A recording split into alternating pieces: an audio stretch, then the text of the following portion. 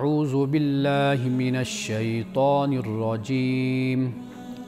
بسم اللہ الرحمن الرحیم الذین ینقضون عہد اللہ من بعد میثاقہ وَيَقْطَعُونَ مَا أَمَرَ اللَّهُ بِهِ أَن يُوصَلَ وَيُفْسِدُونَ فِي الْأَرْضِ أُولَئِكَ هُمُ الْخَاسِرُونَ كَيْفَ تَكْفُرُونَ بِاللَّهِ وَكُنْتُمْ أَمْوَاتًا فَأَحْيَاكُمْ ثم يميتكم ثم يحييكم ثم إليه ترجعون هو الذي خلق لكم ما في الأرض جميعا ثم استوى إلى السماء فسواهن 7 سماوات وهو بكل شيء عليم صدق اللہ العظیم۔ اور نہیں اللہ سبحانہ و تعالی گمراہ کرتا اس مثال کے ذریعے سے مگر فاسقوں کو، جو اللہ سے عہد کو توڑتے ہیں اس کے پختہ کرنے کے بعد، اور قطع کرتے ہیں جو اللہ نے حکم دیا اسے کہ جس کے جوڑنے کا حکم دیا گیا، وَيُفْسِدُونَ فِي الْأَرْضِ اور زمین میں فساد کرتے ہیں، اولئک ھم الخاسرون یہی لوگ نقصان اٹھانے والے ہیں۔ کیسے تم اللہ کا انکار کرتے ہو حالانکہ تم عدم میں تھے، مردہ تھے، تو اس نے تم کو زندہ کیا، پھر وہ تم کو مارے گا، پھر وہ تمہیں زندہ کرے گا، پھر اس کی طرف تم لوٹائے جاؤ گے۔ وہی خدا ہے کہ جس نے پیدا کیا تمہارے لیے جو کچھ زمین میں ہے سب کا سب، پھر اس نے توجہ کی آسمان کی طرف یعنی بلندی کی طرف، تو انہیں استوار کر دیا 7 آسمان کی صورت میں، اور وہ ہر شے کا علم رکھنے والا ہے۔ پروگرام الکلام میں آپ تمام دیکھنے والوں کو خوش آمدید۔ آج ہم نے سورۃ البقرہ کی آیت نمبر 27، 28 اور 29 اس کی تلاوت کرنے کا شرف حاصل کیا ہے، اور اس کا ترجمہ بھی میں نے پڑھا ہے۔ اللہ سبحانہ و تعالیٰ نے آیت نمبر 27 میں اس بات کو بیان کیا ہے کہ جو لوگ اللہ سے پختہ عہد کرتے ہیں اور پھر پختہ عہد کرنے کے بعد اس کو توڑ دیتے ہیں، یہ بات یاد رکھیے کہ عہد کسی سے بھی کیا جائے، یعنی وعدہ کسی سے کیا جائے، میثاق کسی کے ساتھ بھی ہو، اس کا نبھانا لازم اور ضروری ہے۔ دین اسلام میں اس کی بڑی تاکید ہے اور بڑا اس پر اصرار ہے کہ مسلمان کہ جو خود کو مومن اور مسلمان کہتا ہے وہ کبھی بھی وعدہ خلافی نہیں کرتا۔ رسول اللہ صلی اللہ علیہ وسلم نے فرمایا کہ لا دین لمن لا عہد لہ، اس شخص کا دین ہی نہیں جس کا وعدہ نہیں ہے، جس کا عہد نہیں ہے۔ تو دین میں یعنی حضرت آدم علیہ السلام سے لے کر رسول اللہ صلی اللہ علیہ وسلم تک، یعنی جو دین پیغمبر لے کر آئے، جو اللہ سبحانہ و تعالیٰ نے ان کو مبعوث فرمایا، تمام پیغمبروں نے اسی بات کی تعلیم دی اور ان کی کتابوں میں اس کا ذکر ہے۔ اس لیے کہ جو قوم بھی پیغمبر کے ہاتھ پر ایمان لاتی ہے اور اسے نبی اور رسول اس کو مانتی ہے، تو گویا کہ وہ ایک عہد کرتی ہے، ایک میثاق ہے کہ ایک شخص جب خود کو مسلمان کہتا ہے یا مسلمان ہو جاتا ہے، ایمان قبول کرتا ہے، تو پھر اس پر لازم ہوتا ہے کہ وہ اپنے اس وعدے کا پاس کرے، اس کی پاسداری کرے۔ اگر وہ اپنا وعدہ پورا نہیں کرتا تو پھر اس کے لیے سزا ہے، اور اس کے لیے خدا کی طرف سے پھر ایک جواب دہی کا تقاضا ہے کہ اس سے کل قیامت کے دن پوچھا جائے گا۔ تو لہٰذا قرآن مجید میں اللہ سبحانہ وتعالیٰ نے گزشتہ اقوام کہ جنہوں نے رسول اللہ سے عہد کیا یعنی جیسے حضرت موسیٰ علیہ السلام کی قوم ہے، حضرت مسیح علیہ السلام کی قوم ہے اور دیگر انبیاء علیہ السلام کے اقوام، تو قرآن مجید نے اس پر بہت زیادہ زور دیا، اور جن لوگوں نے وعدہ خلافی کی اور اپنے عہد کو نہیں نبھایا تو ان پر پھر خدا کی طرف سے عذاب بھی اترا۔ اب اس مقام کو سمجھنے کے لیے قرآن مجید کی چند مزید آیات میں آپ کے سامنے رکھتا ہوں تو بات بالکل واضح ہو جائے گی۔ ایک تو اللہ پاک نے یہ فرما دیا سورۃ بنی اسرائیل میں کہ وَأَوْفُوا بِالْعَهْدِ إِنَّ الْعَهْدَ كَانَ مَسْئُولًا، کہ وعدے کو پورا کیا کرو، عہد کو نبھایا کرو،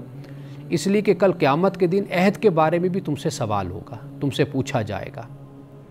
اور اسی طرح فرمایا کہ ان الذین یشترون بعہد اللہ وایمانہم ثمنا قلیلا، کہ جو لوگ اللہ کے عہد کو اور اپنی قسموں کو بیچ ڈالتے ہیں کم قیمت پر، اولئک لا خلاق لہم فی الآخرہ، فرمایا کہ ان لوگوں کا آخرت میں کوئی حصہ نہیں ہے۔ کیوں؟ اس لیے کہ پہلے انہوں نے اللہ سے عہد کیا، قسمیں کھائی، اور پھر بعد میں مکر گئے اور وعدہ خلافی کی اور اپنے میثاق کا اور اپنے عہد کا خیال نہیں رکھا۔ یہ جو آیت میں نے تلاوت کی ہے، ترجمہ کے ساتھ پڑھی ہے، آیت نمبر 27، یہ پوری آیت قرآن مجید میں وَأُولَٰئِكَ هُمُ الْخَاسِرُونَ، اولئک هم الخاسرون کے علاوہ یہ پوری آیت ایک اور مقام پر موجود ہے، اور وہاں پہ آخر میں اللہ سبحانہ وتعالیٰ نے یہ فرمایا کہ اولئک لہم اللعنہ ولہم سوء الدار، کہ یہ وہ لوگ ہیں کہ ان کے لیے ایک تو لعنت ہے اور دوسرا برا گھر، برا ٹھکانہ ان کے لیے۔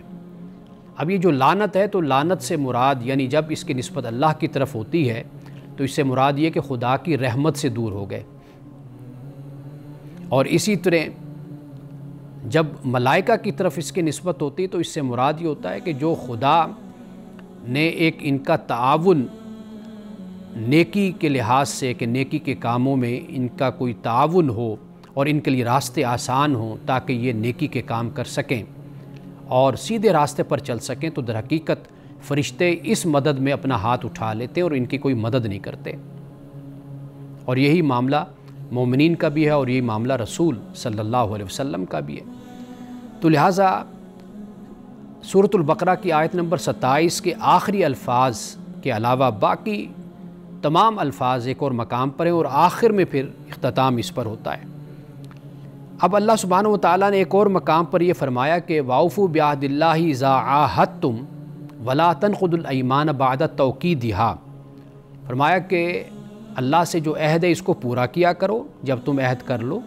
اور اپنی قسموں کو مت توڑا کرو جب اس کو تم پختہ کر لو۔ وَقَدْ جَعَلْتُمُ اللَّهَ عَلَيْكُمْ كَفِيلًا، اس لیے کہ تم نے اللہ کو اپنے اوپر نگران بنا لیا، یعنی جب ہم نے اللہ سے عہد کیا، اللہ سے میثاق کیا، وعدہ کر لیا کہ اللہ ہم تیری فرما برداری کریں گے، تیرے احکام پر عمل کریں گے، تو جب ہم عمل نہیں کرتے تو گویا کہ ہم اللہ سے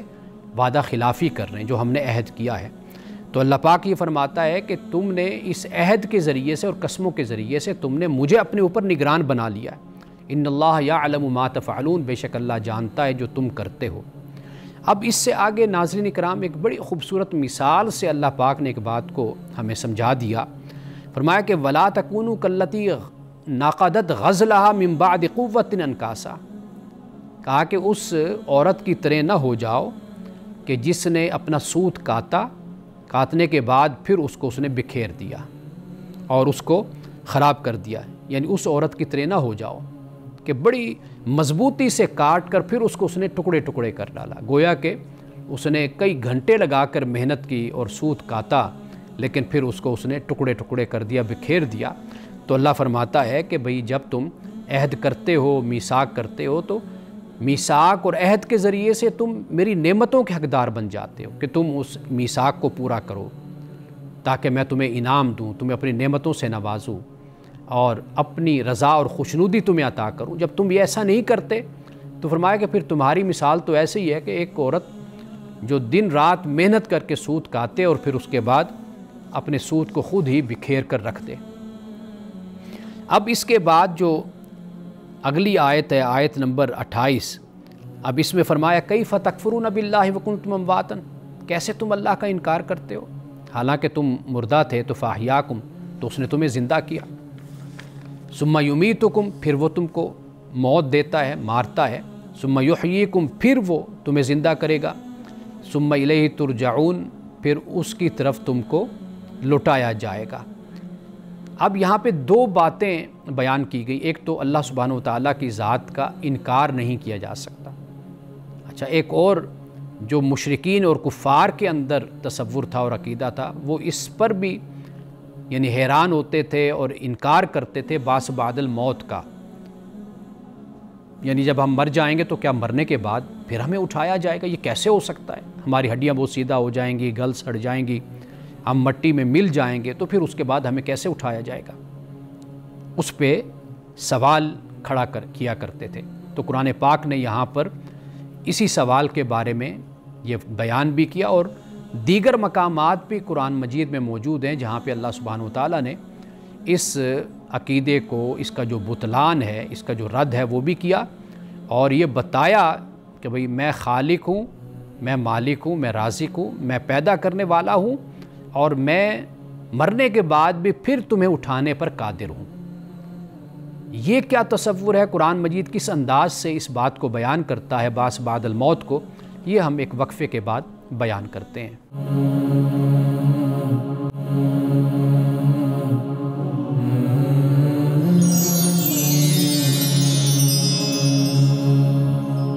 वक्फ़े पे जाने से पहले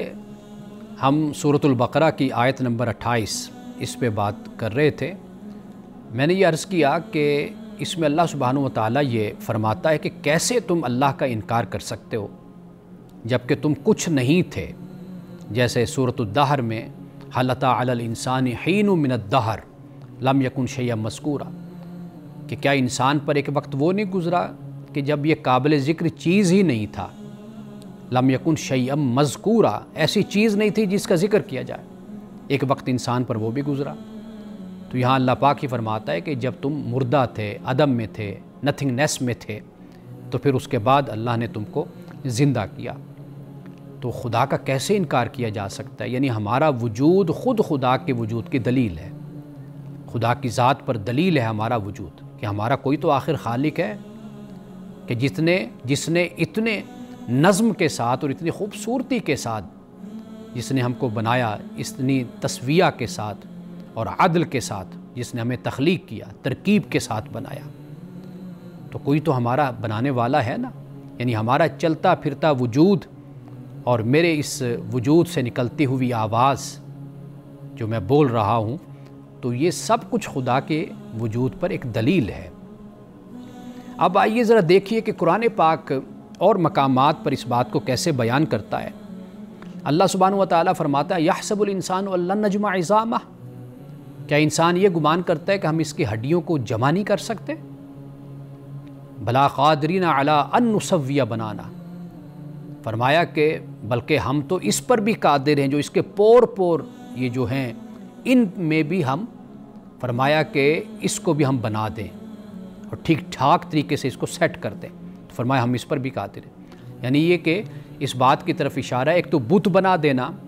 मरने के बाद उठा देना, एक ये है कि पूरे एहतमाम के साथ, जैसे ये पोर हैं और उंगलियां हैं, इनकी बनावट है, इनकी खूबसूरती है, तो फरमाया कि मरने के बाद भी हम इस पर भी कादिर हैं कि हम इसको, इस पोर को ठीक ठीक तरीके से हम बना दें। और इसी तरह एक और मकाम पर फरमाया कि वदारब लना मसलन व नसिया खल्का, कि ये जो इंसान है हमारे लिए मिसाल की बात करता है। यानी मिसाल से मुराद ये है कि भाई कि ये कैसे मुमकिन है कि मरने के बाद उठाया जाए। व नसिया खल्का, फरमाया कि ये अपनी तख्लीक को भूल गया। क़ाल मन युह्यिल इज़ाम व हिय रमीम, और ये कहता है कि कौन है कि जो हड्डियों को ज़िंदा कर दे कि जब हड्डियाँ गल सड़ जाएंगी। फरमाया कुल युह्यी हल्लज़ी अनशअहा अव्वल मर्रा, ए नबी सल्लल्लाहु अलैहि वसल्लम आप इस इंसान से ये कहिए कि भाई वो ज़िंदा करेगा जिसने तुम्हें पहली मर्तबा ज़िंदा किया था। अच्छा, अब इसी बात को एक और मकाम पर अल्लाह सुब्हानहु व तआला इसने भी बयान फरमाता है, वहुवल्लज़ी यब्दउल खल्क़ सुम्मा युईदु व हुवा अहवनु अलैहि, फरमाया वही वो खुदा है कि जिसने खल्क़ की इब्तदा की, यानी इंसान को पैदा किया और फिर इसको लौटाएगा। फिर फरमाया वह हुआ अहवनु अलैहि, और ये अल्लाह पर لوٹانا جو ہے نا، اٹھانا قیامت کے دن، یہ آسان ہے۔ یعنی یہ بالکل ایک عقلی دلیل جو سمجھ آ جانے والی بات ہے کہ جب مٹیریل نہیں تھا، مادہ نہیں تھا، جب نمونہ نہیں تھا، کچھ نہیں تھا، تو خدا نے تو اس وقت انسان کو پیدا کیا۔ اب جب کہ انسان مرے گا تو اس کا نمونہ بھی موجود ہوگا، اس کا مٹیریل بھی موجود ہوگا، مادہ بھی موجود ہوگا، سب کچھ موجود ہوگا۔ تو اب اللہ کہتے ہیں وَهُوَ أَهْوَنُ عَلَيْهِ، یعنی انسان اسی بات کو سمجھ جائے کہ بھئی پہلے پیدا کرنا وہ مشکل تھا کہ اب پیدا کرنا مشکل ہے۔ جو ذات پہلے پیدا کر سکتی ہے تو کیا وہ مرنے کے بعد پیدا نہیں کر سکتی؟ اور اسی طرح سورۃ مریم میں فرمایا کہ وَيَقُولُ الْإِنسَانُ وَإِذَا مَا مِتُّ لَسَوْفَ أُخْرَجُ حَيًّا، کہ انسان کہتا ہے کہ کیا میں مر جاؤں گا جب تو پھر مجھے اٹھایا جائے گا۔ اللہ پاک فرماتا ہے اولا یذکر الانسان انا خلقناہ من قبل ولم یک شیئا، کیا انسان یہ بھول گیا یہ بات؟ کیا انسان کو یہ یاد نہیں ہے کہ جب یہ پہلے کچھ نہیں تھا تو اس وقت ہم نے اس کو تخلیق کیا تھا، اس وقت اس کو وجود دیا تھا؟ تو لہٰذا یہاں پہ اللہ سبحانہ و تعالیٰ نے ایک دلیل نہیں بہت سے دلائل کے ساتھ یہ بات ہمیں سمجھا دی ہے، عقلی بنیاد پر لاجیکلی یہ بات ہمیں سمجھا دی کہ دیکھو جب تم کچھ نہیں تھے تو تمہیں وجود دیا، تم کیسے پیدا ہو گئے؟ پھر اب جب تم دنیا سے چلے جاؤ گے تو پھر اس کے بعد بھی اللہ سبحانہ و تعالیٰ تمہیں اٹھانے پر قادر ہے۔ اب یہاں پہ یہ بیان کرنے کے بعد اب اس سے آگے فرمایا هُوَ الَّذِي خَلَقَ لَكُم مَّا فِي الْأَرْضِ جَمِيعًا، وہی ذات ہے جس نے تمہارے لیے زمین میں سب کچھ پیدا کیا، انسان کو پیدا کیا، اور صرف انسان کو نہیں بلکہ چرند پرند، حیوانات، جانور، آبی مخلوق، بری مخلوق، ہر طرح کی مخلوق کو اللہ سبحانہ وتعالیٰ نے پیدا کیا۔ اور یہ فرمایا کہ لکم، تمہارے لیے، یعنی انسان کے لیے اللہ سبحانہ وتعالیٰ نے اس کائنات کو مسخر کر دیا، اور انسان کو اللہ تعالیٰ نے اپنی عبادت اور اپنی عبدیت کے لیے پیدا کیا۔ تو اس زمین پر سب کچھ فرمایا کہ انسان تیرے لیے پیدا کیا۔ پھر اللہ سبحانہ وتعالیٰ فرماتا ہے کہ آسمان کی طرف اللہ متوجہ ہوتا ہے، اور پھر جب آسمان کی طرف متوجہ ہوا تو پھر 7 آسمان اللہ سبحانہ وتعالیٰ نے تخلیق فرمائے۔ وَهُوَ بِكُلِّ شَيْءٍ عَلِيمٌ، اور فرمایا کہ وہ ہر شے کا علم رکھنے والا ہے۔ یہ نقطہ، یہ بات سمجھ لینی چاہیے کہ آیت نمبر 29 میں اللہ سبحانہ وتعالیٰ نے اس بات کو بیان کیا، لیکن آپ دیکھیے کہ اس سے پہلے یہ نقطہ واضح کر دیا کہ اللہ خالق ہے، اللہ مالک ہے، وہ زندگی اور موت دینے والا ہے، اس کے اختیار میں ہے۔ پھر اس کے بعد یہ بھی بیان کر دیا کہ انسان کو ارادہ اور اختیار کے ساتھ پیدا کیا، لیکن اس کائنات میں سب کچھ جو بھی اللہ الذی سخر لکم ما فی السماوات و ما فی الارض، میں اللہ کی ذات وہ ہے جس نے تمہارے لیے زمین میں جو کچھ بھی ہے اس کو اللہ نے تمہارے لیے مسخر کر دیا، سب کچھ تمہارے لیے مسخر کر دیا۔ تو یہاں پہ اسی حقیقت کو اللہ سبحانہ وتعالیٰ نے واضح کر دیا ہے۔ اور پھر آسمان کی جو بات کی، یعنی اللہ سبحانہ وتعالیٰ نے آسمان کو 7 آسمانوں کو یہاں پر ذکر کیا، اور اسی طرح 7 زمینیں، مثلہن کا الفاظ پہ قرآن مجید میں ہے کہ جیسے 7 آسمان اور اسی طرح 7 زمینیں۔ تو یہ جو 7 آسمان ہیں یہ اللہ سبحانہ وتعالیٰ نے ان کو 6 دنوں میں، قرآن مجید میں یہ بیان ہوتا ہے، لیکن اس سے مراد یہ ہے کہ دن نہیں، یعنی مرحلے کہہ لیجئے، زمانے کہہ لیجئے، اوقات کہہ لیجئے۔ تو یہ اللہ سبحانہ وتعالیٰ نے یہ کائنات ساری تخلیق کی، لیکن اس کا جو فوکس ہے، اس کا جو مرکز ہے اللہ سبحانہ وتعالیٰ کی دعوت کا، اور جو اللہ سبحانہ وتعالیٰ نے اس کائنات کو جس مخلوق کے لیے پیدا کیا اس کو انسان کہتے ہیں، کہ اللہ نے انسان کے لیے سب کچھ مسخر کیا۔ ہم اس کے بعد جب آگے پڑھیں گے حضرت آدم علیہ السلام، یعنی جس میں اللہ سبحانہ وتعالیٰ نے آدم کو خلیفہ بنایا، یہاں سے پھر ہمیں بات معلوم ہو جائے گی کہ اللہ نے انسان کو علم اور قدرت دے کر پیدا کیا، اس کے پاس علم بھی ہے اور قدرت بھی ہے، اور یہ علم اور قدرت ایسی چیز ہے کہ جو کسی اور مخلوق کو اللہ تعالیٰ نے نہیں دی، اور اسی علم اور قدرت کی بنیاد پر ہی انسان جہاں بانی کرتا ہے، جہاں گیری کرتا ہے۔ یعنی اس زمین پر، اس کائنات پر اس کا ایک کنٹرول ہے، اس کا اقتدار ہے۔ یعنی آج کا انسان زمین سے بھی اوپر اٹھ کر چاند کی طرف اور مریخ کی طرف وہ اپنے سفر کو جاری رکھے ہوئے۔ تو یہ سب کچھ کیا ہے؟ یہ نہیں ہے کہ اللہ سبحانہ و تعالیٰ نے انسان کو کوئی سب کچھ بنا کر اس کے ہاتھ میں پکڑا دیا، نہیں، بلکہ مسخر کرنے سے مراد یہ ہے کہ ایک طرف تو اللہ نے انسان کو علم اور قدرت کی صلاحیت عطا کر دی، علم دیا اور قدرت عطا کر دی، اور دوسری طرف اللہ تعالیٰ نے اس زمین میں اور اس کائنات میں وہ خزانے رکھ دیے کہ جو خزانے پھر انسان نے ان کو ڈسکور کرنا ہے، ان کو دریافت کرنا ہے۔ تو یہاں در حقیقت اسی کو بیان کیا جا رہا ہے، اور پھر آگے خاص طور پر انسان کے اس کریکٹر کو، کردار کو، اور انسان کو جو اللہ سبحانہ و تعالیٰ نے جوہر دے کر، صلاحیت دے کر جو اللہ تعالیٰ نے انسان کو پیدا کیا، آگے پھر جا کر یعنی آیت نمبر 30 سے پھر اس کا بیان شروع ہوتا ہے۔ تو آج ہم یہیں تک آیت نمبر 29 تک رکھتے ہیں، تو انشاءاللہ کل ہم پھر آیت نمبر 30 سے اپنی گفتگو کا آغاز کریں گے۔ ناظرین کرام، وقفے کے بعد آپ کے سوالات کے ساتھ انشاءاللہ میں حاضر ہوتا ہوں، اور بڑے اہم سوال ہیں آپ کے جو آپ کی طرف سے بھیجے گئے ہیں۔ ایک تو سوالات ایسے ہیں کہ جن کا تعلق میرے گزشتہ دروس کے ساتھ ہے، یعنی سورۃ الفاتحہ جیسے ہم نے اس کی تفسیر بیان کی تھی، ترجمہ بیان کیا تھا، تو بڑے اہم سوالات سورۃ الفاتحہ کے بارے میں اور پھر اسی طرح سورۃ البقرہ کے بارے میں بھی ہیں۔ تو وہ جو سوالات ہمارے پاس ہیں تو ان کو ہم وقفے کے بعد بیان کرتے ہیں، ان کے جواب دیتے ہیں، اور پھر آپ کے کچھ سوالات ایسے ہیں کہ جو ذاتی زندگی کے بارے میں بھی ہیں اور جو آپ کے سوالات ہیں تو ان کو ایک وقفے کے بعد ہم بیان کرتے ہیں۔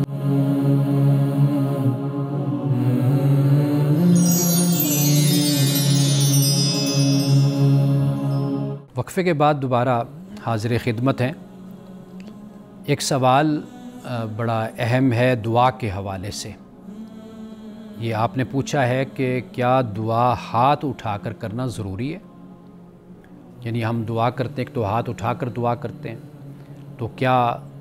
جب ہم دعا کریں، اللہ سے مانگیں، سوال کریں، تو کیا ہاتھ اٹھانا یہ اس کے لیے لازم اور ضروری ہے؟ تو قرآن مجید میں تو اس کا کوئی صراحتاً ذکر نہیں ہے کہ دعا ہاتھ اٹھا کر کرنا کوئی لازم ہے یا ضروری ہے۔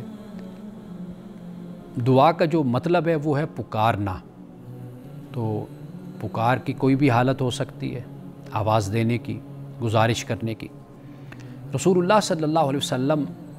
کی جہاں تک سنت اور سیرت کا تعلق ہے وہ یہ ہے کہ آپ نے مختلف انداز میں دعا کی ہے۔ یعنی مثال کے طور پر آپ صحیح مسلم کی ایک روایت ہے، صحابہ بیان کرتے ہیں نبی اکرم صلی اللہ علیہ وسلم نے دعا کے وقت اپنے ہاتھ اتنے بلند کیے کہ بغلوں کی سفیدی دکھائی دینے لگی۔ یعنی اب اس روایت سے یہ معلوم ہوتا ہے کہ ایک مقام پر رسول اللہ نے اپنے دونوں ہاتھ اٹھائے اور آپ نے دعا کی۔ اور یہ بھی ہمیں معلوم ہوتا ہے کہ نماز کے اندر یا خطبہ کے دوران رسول اللہ نے ہاتھ نہیں اٹھائے۔ یعنی یہاں پر جب آپ نماز پڑھتے ہیں تو آخر میں یعنی ایک دعا کا سلسلہ ہوتا ہے، رب جعلنی مقیم الصلاۃ ومن ذریتی ربنا وتقبل دعا،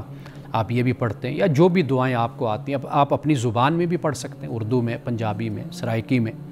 فارسی میں، جو بھی زبان آپ بولتے ہیں آخر میں آپ اس میں اللہ تعالیٰ سے دعائیں کر سکتے ہیں۔ تو لہٰذا رسول اللہ نے اس طرح ہاتھ نہیں اٹھایا نماز میں، یہ بھی ہمیں ایک حوالہ ملتا ہے۔ اب دیکھیے کہ ایک اور حدیث ہے کہ صلی اللہ علیہ وسلم نے فرمایا کہ ان اللہ حی کریم، کہ بے شک اللہ تعالیٰ حیا دار ہے، حیا کرنے والا ہے اور کرم کرنے والا ہے۔ یستحیی من عبدہ، اپنے بندے سے وہ حیا کرتا ہے، اذا رفع الیہ یدیہ، کہ جب بندہ اس کی طرف اپنے ہاتھوں کو اٹھاتا ہے۔ اب یہاں پر دیکھیے کہ رفع کے الفاظ آ گئے، یعنی اپنے ہاتھوں کو اٹھانا۔ فرمایا ان یردہما صفرا، یعنی خالی ہاتھ اللہ اس کو لٹا دے تو اللہ کو حیا آتی ہے کہ اس کا بندہ تو اپنے ہاتھ اٹھا کر دعا کر رہا ہے، اس کی بارگاہ میں ہاتھ اٹھائے ہوئے ہے اور مانگ رہا ہے تو اللہ اس کو عطا نہ کرے، تو اللہ کو اس سے حیا آتی ہے۔ اب دیکھ لیجئے کہ یہاں پر رسول اللہ صلی اللہ علیہ وسلم نے اذا رفع الیہ یدیہ کے الفاظ استعمال فرمائے، تو یہاں پر دعا میں ہاتھ اٹھانا ہے۔ تو گویا کہ کئی مقام پر ہاتھ اٹھایا جاتا ہے اور کئی مقام پر ہاتھ نہیں اٹھایا جاتا، یہ آپ کی اپنی مرضی آپ کہہ لیجئے، یا رسول اللہ صلی اللہ علیہ وسلم کی روایات آپ کے سامنے ہو تو آپ اس کو اپنے پیش نظر رکھ لیجئے کہ جب آپ دعا کریں ویسے تو آپ اپنے ہاتھوں کو اٹھا کر بھی کر سکتے ہیں، لیکن قرآن پاک نے اس حوالے سے کوئی صراحتاً ہمیں نہیں بتایا۔ اگر آپ دل میں دعا کرتے ہیں، اللہ سے مانگتے ہیں اللہ مجھے عطا فرما دے، یا یہ دعا کر رہے ہیں کہ میرے گناہوں کو معاف کر دے، تو ہاتھوں کا اٹھانا کوئی لازم، کوئی ضروری، کوئی فرض نہیں ہے۔ یہ ایک حدیث میں آپ کو ضرور سنانا چاہتا ہوں جس سے آپ کی دعا کا مزہ دوبالا ہو جائے گا، یعنی جب آپ مانگیں گے دعا تو اس حدیث کو ضرور یاد رکھیے گا۔ رسول اللہ صلی اللہ علیہ وسلم نے فرمایا کہ لا یقولن احدکم، کہ تم میں سے کسی کو ہرگز یہ نہیں کہنا چاہیے کہ اللہم ارحمنی، اے اللہ مجھ پر رحم فرما، ان شئت، اگر تو چاہے تو، اللہم اغفر لی ان شئت، یہ الفاظ بھی ہمیں حدیث میں ملتے ہیں، اللہ میری مغفرت کر دے اگر تو چاہے تو۔ فرمایا کہ ان شئت نہیں کہنا۔ کیوں؟ آپ ذرا اس پہ غور کیجئے کہ ہم ان شئت کا لفظ اگر آپ چاہیں اس وقت کہتے ہیں جب ہمارے پاس کوئی آپشن ہوتی ہے، یعنی میں اپنے کسی دوست کے پاس جاتا ہوں، کہتا ہوں کہ اگر چاہیں تو آپ میری مدد کر دیں، مناسب سمجھیں، تو گویا کہ میرے پاس آپشن موجود ہے، کہ کہنے کا مقصد ہے کہ اگر آپ نہیں پوری کریں گے میری ضرورت کو تو میں کسی اور کے پاس چلا جاؤں گا کہ وہ میری ضرورت کو پورا کر دے گا۔ تو ان شئت کا لفظ وہاں پر استعمال کیا جاتا ہے جہاں پر آپ کے پاس کوئی آپشن ہوتی ہے۔ تو بندے کے پاس تو خدا کے علاوہ کوئی آپشن ہی نہیں ہے، کوئی اختیار ہی نہیں ہے، تو اس نے مانگنا ہے تو اپنے خدا سے ہی مانگنا ہے، اپنے رب سے ہی دعا کرنی، اس کے علاوہ تو اس کے پاس اور کوئی در تو نہیں ہے نا کہ جہاں پر جا کر وہ اپنی جھولی پھیلائے، مانگے، سوال کرے، گڑ گڑائے، گریہ وزاری کرے، آنسو بہا کر مانگے، تو وہ تو صرف خدا کا ہی در ہے۔ تو لہٰذا جب خدا سے مانگا جائے تو پھر ان شئت نہیں کہنا چاہیے۔ یعزم المسئلہ، فرمایا کہ پھر یقین کے ساتھ اللہ تعالیٰ سے مانگو، پختہ ارادے کے ساتھ اللہ تعالیٰ سے مانگو، اور فرمایا کہ فَإِنَّهُ لَا مُكْرِهَ لَهُ، اور اللہ پر جبر بھی کوئی نہیں ہے، یعنی وہ اپنی شان کے لائق جو وہ مناسب سمجھتا ہے وہ بندے کے ساتھ معاملہ کرتا ہے۔ ایک اور حدیث میں رسول اللہ صلی اللہ علیہ وسلم نے فرمایا کہ بھئی جب اللہ تعالیٰ سے مانگو تو یہ کہو اللہ اگر جو میں مانگ رہا ہوں یہ بہتر ہے تو یہ عطا فرما دے، اگر یہ بہتر نہیں ہے جو تو بہتر سمجھتا ہے تو مجھے وہ عطا کر دے۔ تو یہ بڑا خاص تعلق ہے بندے کا اپنے خدا کے ساتھ، عابد کا اپنے معبود کے ساتھ۔ اگر یہ تعلق زندہ رہے تو دنیا کے سارے تعلق زندہ رہتے ہیں، اگر یہ تعلق مر جائے تو پھر کوئی تعلق زندہ نہیں رہتا، سارے رشتے مر جاتے ہیں۔ اس تعلق کو پریفرنس دیں، ترجیح دیں اس تعلق کو۔ ہر تعلق پر سب سے بڑا تعلق اور جس تعلق کو ترجیح حاصل ہے وہ رب کا تعلق ہے۔ تو جب ہمارا دل، ہمارا احساس رب کے تعلق میں زندہ ہو گیا تو پھر ہمیں پتہ چلے گا کہ رب کی محبت کیا چیز ہوتی ہے، رب سے تعلق کیا ہوتا ہے۔ تو یہ دعا کے حوالے سے جو آپ نے سوال کیا تو اس کا میں نے مختصر جو جواب ہے جو دیا بھی ہے تفصیل کے ساتھ ذرا، لیکن یہ کہ مختصر اگر آپ کہیں تو یہی ہے کہ صراحتاً اس کا کوئی بیان نہیں ہے۔ باقی رسول اللہ صلی اللہ علیہ وسلم سے ہمیں دونوں روایات ملتی ہیں، آپ نے کئی مقام پہ ہاتھ بھی اٹھایا اور کئی مقام پہ آپ نے ہاتھ نہیں بھی اٹھایا۔ اب یہ ایک سوال ہے سورۃ الفاتحہ کے حوالے سے کہ وہ کہتے ہیں کہ سورۃ الفاتحہ میں خدا کو 3 پہلوؤں سے پیش کیا گیا، یعنی 3 ڈائمینشنز ہیں اس کی، ایک تو ربوبیت، ایک رحمت اور ایک عدالت، یہ 3۔ اب سوال بڑا اہم ہے اور پوچھنے والے جو صاحب ہیں لگتا ہے کہ وہ صاحب علم ہیں، صاحب فکر ہیں، صاحب تدبر ہیں۔ کہتے ہیں کیا یہ 3 صفات ایک طرح یعنی تھیولوجیکل ٹرائی اینگل ہیں جن میں انسان کا فہم ہمیشہ پینڈولم کی طرح جھولتا ہے؟ یعنی ان کے کہنے کا مقصد یہ ہے کہ ربوبیت، رحمت اور عدالت یہ 3 ہیں، تو انسان کیا جھولے کی طرح ہوتا ہے، کبھی ربوبیت کی طرف چلا گیا تو کبھی رحمت کی طرف تو کبھی عدالت کی طرف۔ دیکھیے ان تینوں صفات میں توازن یہ سب سے اہم ہے، یعنی اگر یہ توازن خراب ہو جائے نا، یعنی مثال کے طور پر آپ دیکھیے اگر رحمت یعنی اس پر اگر صرف زور دیا جائے تو پھر انسان غفلت، لاپرواہی اور گناہ میں جرت مند بھی ہو سکتا ہے، اور اگر ربوبیت پر زور دیا جائے تو پھر انسان میں تکبر اور فخر پیدا ہو سکتا ہے کہ میں خود مختار ہوں، اور پھر اگر عدالت پر زور دیا جائے تو پھر انسان میں مایوسی، خوف اور اللہ کی رحمت سے نا امیدی کا انسان شکار بھی ہو سکتا ہے۔ تو لہٰذا وہ جو پینڈولم کی لفظ آپ نے استعمال کیا ہے، جھولا، تو در حقیقت توازن ضروری ہے، یعنی کسی ایک طرف آپ رہیں گے تو آپ کسی مشکل کا شکار ہو سکتے ہیں۔ تو لہٰذا آپ یہ کیجئے کہ ان تینوں صفات کے ساتھ جو آگے فرمایا نا ایاک نعبد و ایاک نستعین، اس کو ضرور اپنے پیش نظر رکھیے، اس لیے کہ ربوبیت کا جو حق ہے وہ صرف وہ اللہ سبحانہ و تعالیٰ کے لیے ہے، اور ربوبیت، رحمت، عدالت، یہ سارے جو حق ہیں ان کی ادائیگی اور ان میں توازن اگر پیدا ہو سکتا ہے تو وہ عبدیت اور بندگی کے ذریعے ہی پیدا ہو سکتا ہے۔ وقفے کے بعد دوبارہ آپ کی خدمت میں حاضر ہوتے ہیں۔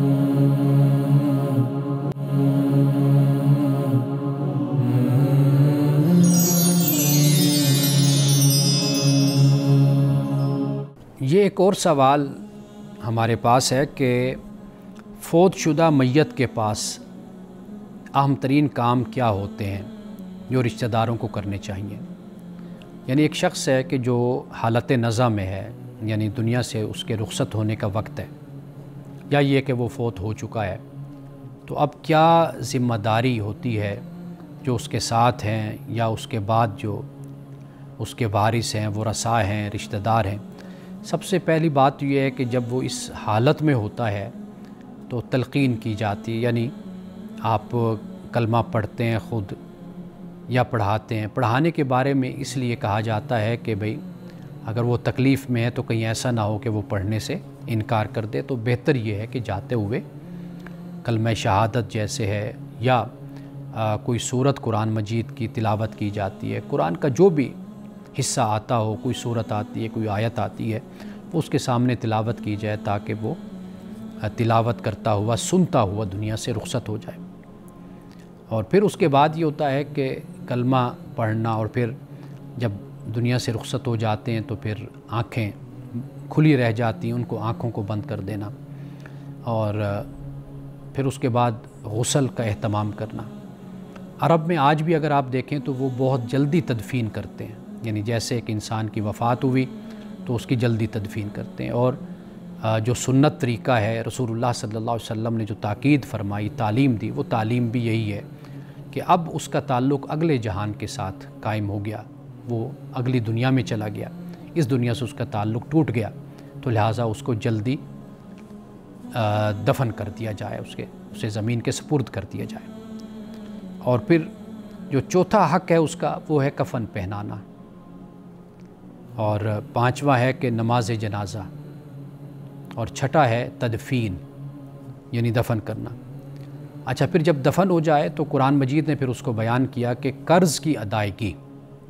یہ سب سے اہم ہے، اور قرض کی ادائیگی قرآن مجید نے بھی اس کو بیان کیا، اور وصیت پر عمل درآمد، دو چیزیں ہیں۔ یعنی قرآن مجید سورۃ النساء کا دوسرا رکوع پڑھیں تو وہاں پر ایک تو قرض کی بات، دین کی بات کی گئی کہ وہ اس کی ادائیگی ہونی چاہیے، اور پھر وصیت یعنی 1/3 میں، جیسے علماء نے، فقہاء نے لکھا کہ 1/3 میں وصیت جاری ہوگی، اس پر عمل درآمد کیا جائے گا۔ اور پھر ترکہ کی تقسیم ہے، یعنی جو وہ چھوڑ کر گیا اس کے کتنے بچے ہیں، بیٹے، بیٹیاں یا بیوی بھی ہے، اور اس کے علاوہ تو وہ پھر ان کے اندر جو طریقہ کار قرآن مجید نے بیان کیا ہے پھر اس کے مطابق وراثت کی تقسیم کر دی جائے گی ورثاء کے درمیان۔ اور آخر میں جو معاملہ ہے وہ دعا اور استغفار کا ہے۔ زندگی میں ہمارے پاس مہلت ہے، رسول اللہ صلی اللہ علیہ وسلم نے فرمایا کہ انسان جب فوت ہوتا ہے تو اس کے اعمال کا سلسلہ منقطع ہو جاتا ہے، لیکن 3 صورتیں پھر بھی باقی رہتی ہیں۔ ایک آپ نے فرمایا کہ وہ علم رکھتا ہے تو دنیا میں علم پھیلاتا ہے، علم پھیلا کر جاتا ہے، تو فرمایا کہ یہ بھی اس کے لیے علم نافع جو ہوتا ہے، ينتفع بھی، جس علم سے لوگ فائدہ اٹھاتے ہیں تو وہ ایک ہے بات۔ اور دوسرا کیا ہے، فرمایا کہ والد صالح اور اولاد صالح اولاد۔ تیسرا فرمایا صدقہ جاریہ، جیسے کوئی یتیم خانہ بنوا دیا، کوئی تعلیمی ادارہ بنوا دیا، کوئی مسجد کا کام کروا دیا، اس مسجد بنوا دی، تو وہ جگہ کہ جہاں پر لوگوں کو فائدہ ہوتا رہتا ہے، لوگ آتے ہیں، جس طرح کوئی سبیل لگوا دی تو لوگ آتے ہیں پانی پیتے ہیں، تو یہ صدقہ جاریہ ہے۔ تو رسول اللہ نے فرمایا کہ یہ سلسلہ جاری رہتا ہے، لیکن اعمال کا سلسلہ منقطع ہو جاتا ہے۔ تو بعد والوں کو چاہیے کہ وہ دعا، استغفار، یہ معاملہ جاری رکھیں، اور ہمیں یہ چاہیے کہ ہم اپنی زندگی میں یہ جو 3 باتیں ہیں ان کا ضرور اہتمام کر کے جائیں، تاکہ مرنے کے بعد بھی ہمیں ان کاموں کا ثواب اور ان کاموں کا اجر ہمیں ملتا رہے۔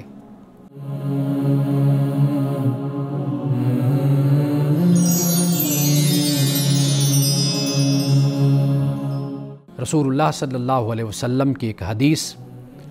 حضرت ابو ہریرہ رضی اللہ تعالی عنہ روایت کرتے ہیں کہ رسول اللہ صلی اللہ علیہ وسلم کے پاس ایک آدمی آیا